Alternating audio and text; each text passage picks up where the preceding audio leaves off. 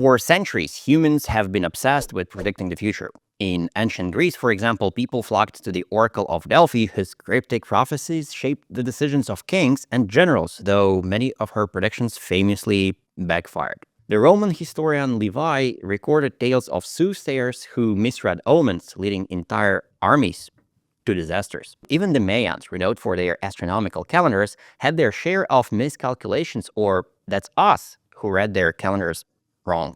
Anyway, nowadays, while we've swapped mystic rituals for data and algorithms, forecasting remains a challenge. Just take a look at the weather predictions on your phone.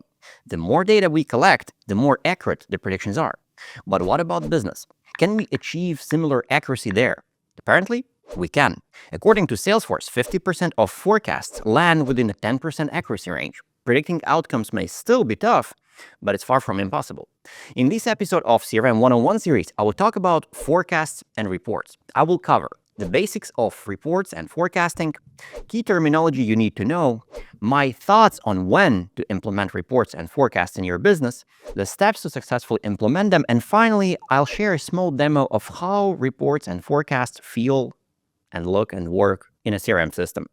My name is Jeff Tiley, and I am full-time consultant and technology evangelist. This is an episode of CRM 101 series where I explain the basics of CRM. If you're at the beginning of your research considering implementing CRM or even a seasoned CRM professional, this video is absolutely for you, because I will be sharing evergreen fundamentals that won't change with technology. While features and platforms come and go, these principles will stay relevant for years to come. You will gain knowledge that will help you make critical business decisions, knowledge that could save you or your company hundreds of thousands of dollars, hours of frustration, and even eliminate risks for your career as a manager. Most importantly, I will share my unique perspective, which will give you more context, guide you in making decisions, and enrich your existing knowledge about CRM. Make sure to subscribe to my channel to avoid missing future videos, and hit like if you enjoy what I'm doing. Let's jump into the video. Oh, and before we begin, I strongly recommend watching my previous video on opportunity management. It provides crucial context that will help you better understand the topic. If you haven't watched it yet, make sure to do so. Otherwise, let's jump to the video.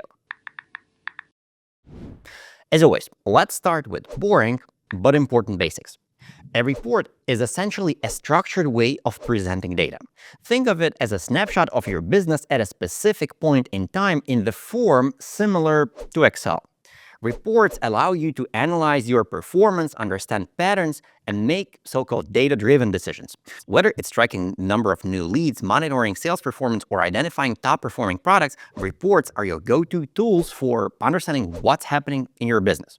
Which is a great time to thank a sponsor of our today's video, my company Monthly. If you need a helping hand with your CRM, you know the game. Link in the description below. Now, let's talk about forecasts.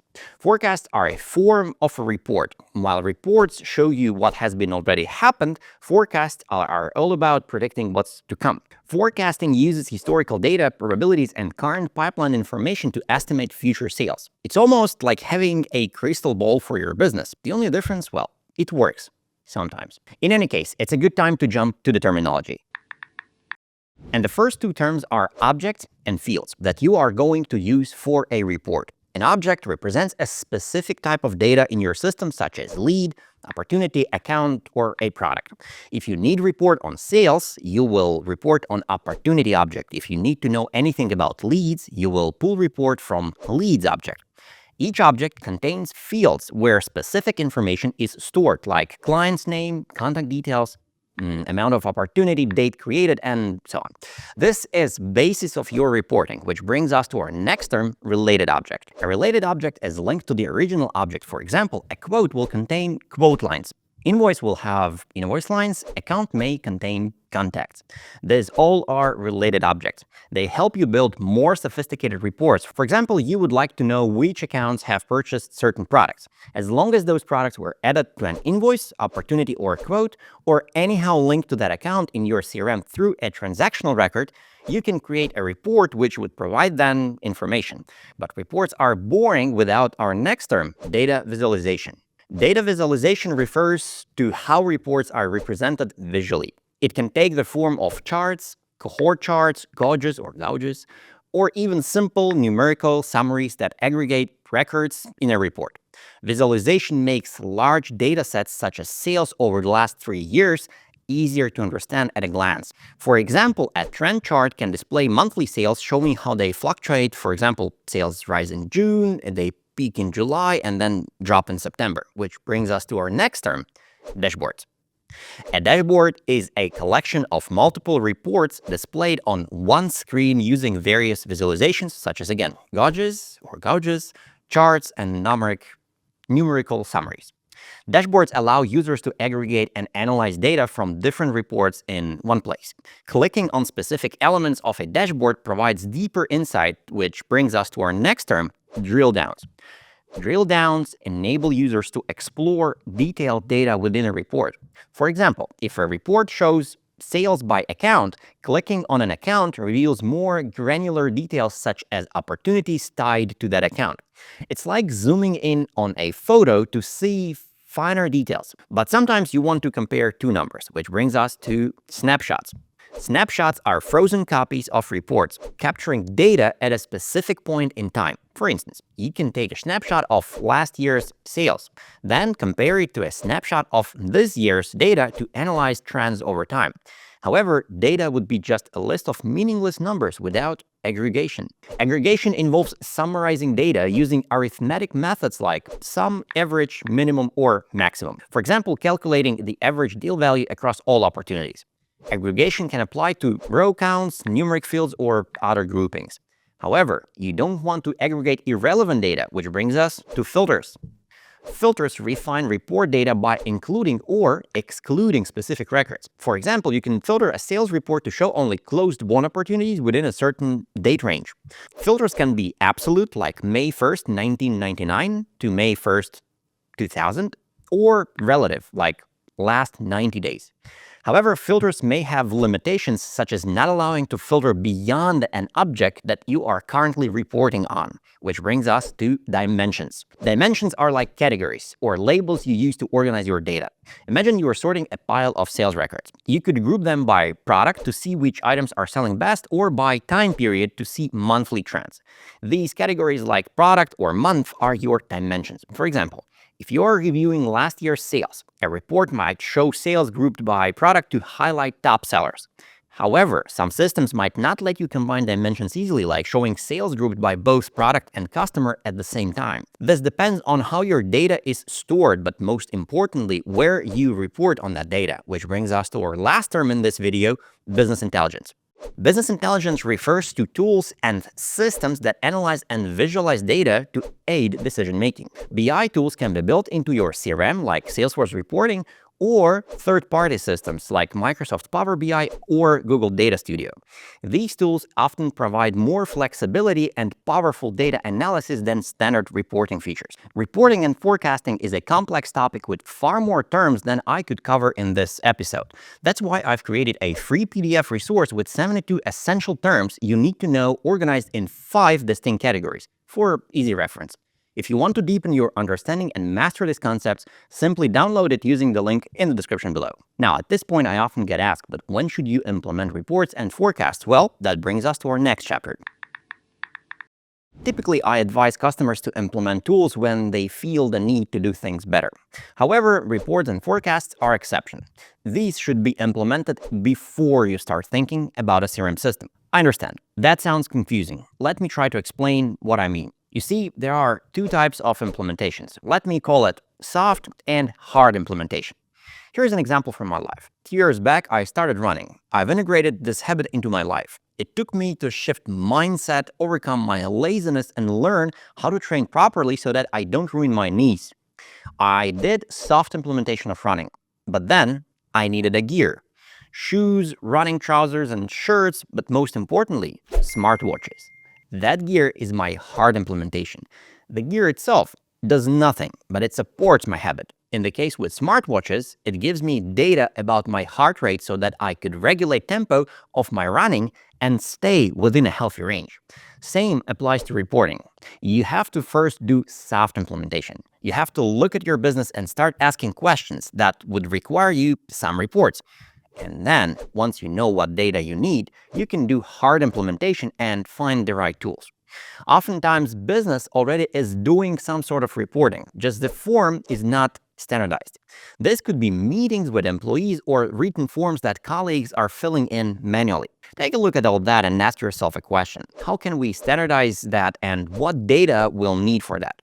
Once you have those questions answered, this is when you are ready to proceed with hard implementation, which brings us to our next chapter, how to implement reports and forecasts. This is actually the easiest part, at least for me. If you know exactly what you need to report on, you then can make so-called gap analysis. Gap analysis means that you evaluate your company's existing tools and compare it to your target reports. You then write down what data you're missing, and this will be your gap. Gap between current situation and your target situation. Next, you'll need to ensure that your business collects the necessary data and that your software can store it properly.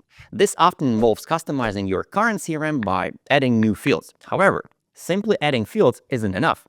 You must also ensure that your team is actively using the software and consistently inputting the required data, or consistently.